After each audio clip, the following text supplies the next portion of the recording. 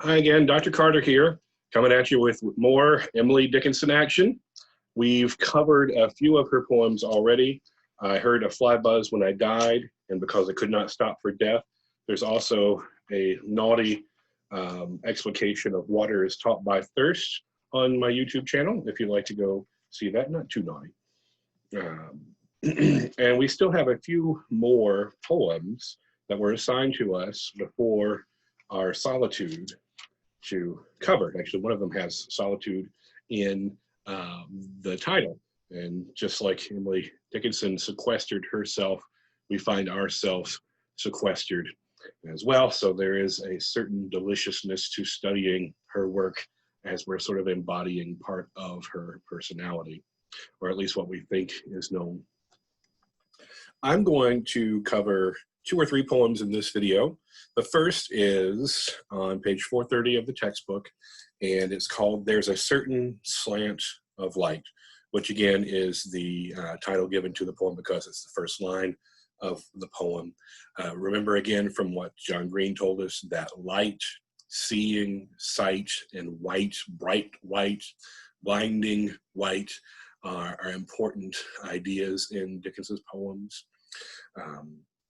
I also want you to think about Dickinson as a poet that bridges the gap between romanticism and something else, right? In some of the videos we've watched, they talk about how there were no sort of expectations for Emily to sort of connect with the socio-political world around her, and that certain expectations of women as domestic homemakers were pretty straightforward, and all the attention was given to her brother.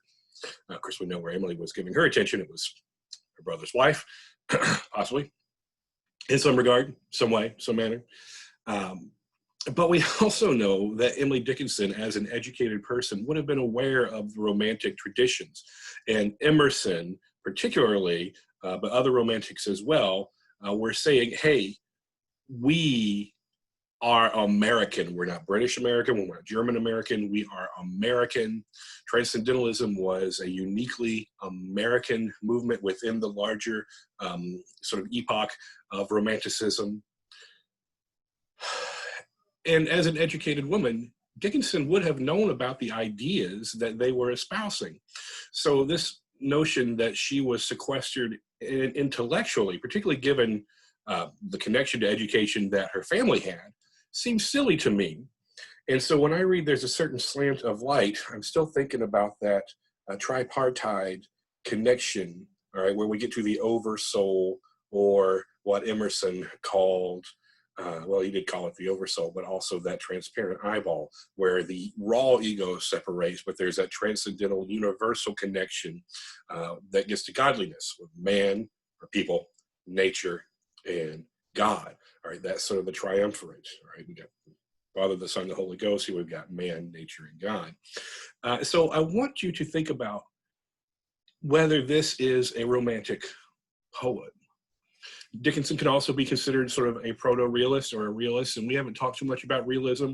We're going to talk about it a lot when we get into the poetry of Walt Whitman.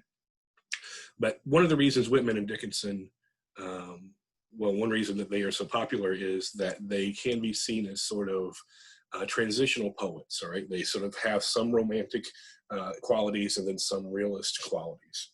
So let's just get into the poem. There's a certain slant of light, winter afternoons, that oppresses, like the heft of cathedral tunes, heavenly hurt. It gives us, we can find no scar, but internal difference where the meanings are. None may teach it.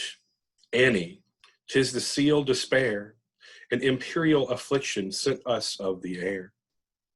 When it comes, the landscape listens, shadows hold their breath. When it goes, 'tis like the distance on the look of death. Now I would like to read stanza 2, 4 stanzas again, 4 lines each, 16 total. I'm gonna read that one again. All right, actually I'm gonna read the first 2 stanzas again. There's a certain slant of light, winter afternoons, that oppresses like the heft of cathedral tunes. Heavenly hurt it gives us. We can find no scar, but internal difference where the meanings are, none may teach it.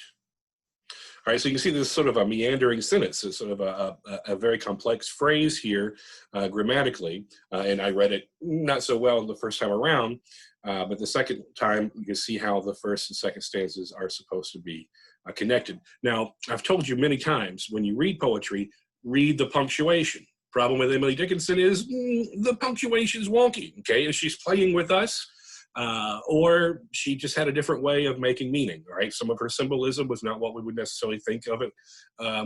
And so maybe the punctuation acts in regards to a different type of symbolism as well.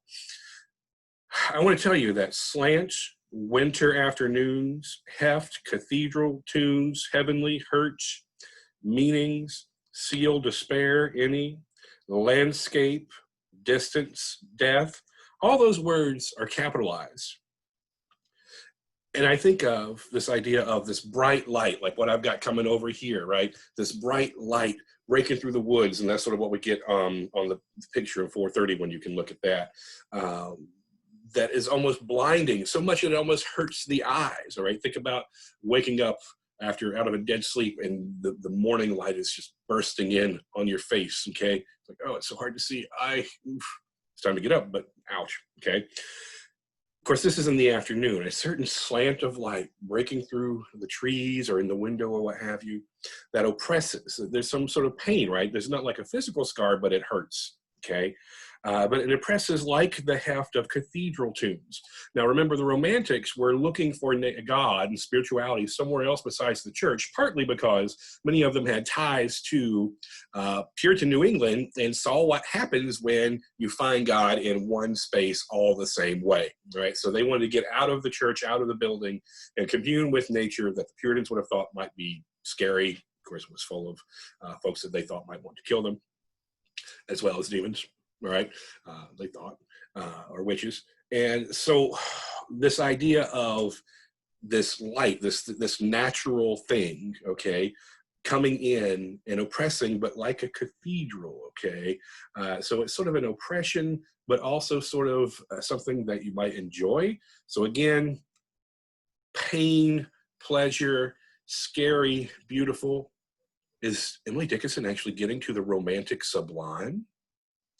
That heavenly hurt that comes from nature. So nature connected to God, connected to people, all right? So the people part is feeling pain, but it's still that sort of transcendence, right? It leaves no scar, but an internal difference where the meanings are. So here is, maybe the entire poem is a pontification, a reflection, a consideration of that triumvirate. I mean, maybe I'm completely off here, but I can't help but think. Right? None may teach it because, hey, just like Thoreau said, we can talk all we want about these ideas and this notion of transcendent, but unless we live it, we're not going to be able to be as transcendent as we might want. 'Tis the seal of despair and imperial affliction sent us of the air capitalized. Again, this idea of it having a power over us, yet permeating us and somehow strangely, even slightly painfully connecting to us, transcending our atoms, but also intermingling with us. When it comes, the landscape listens. And that also gets to that transcendent idea, the transparent eyeball, the sort of intermingling of the self with one's surroundings and the landscape.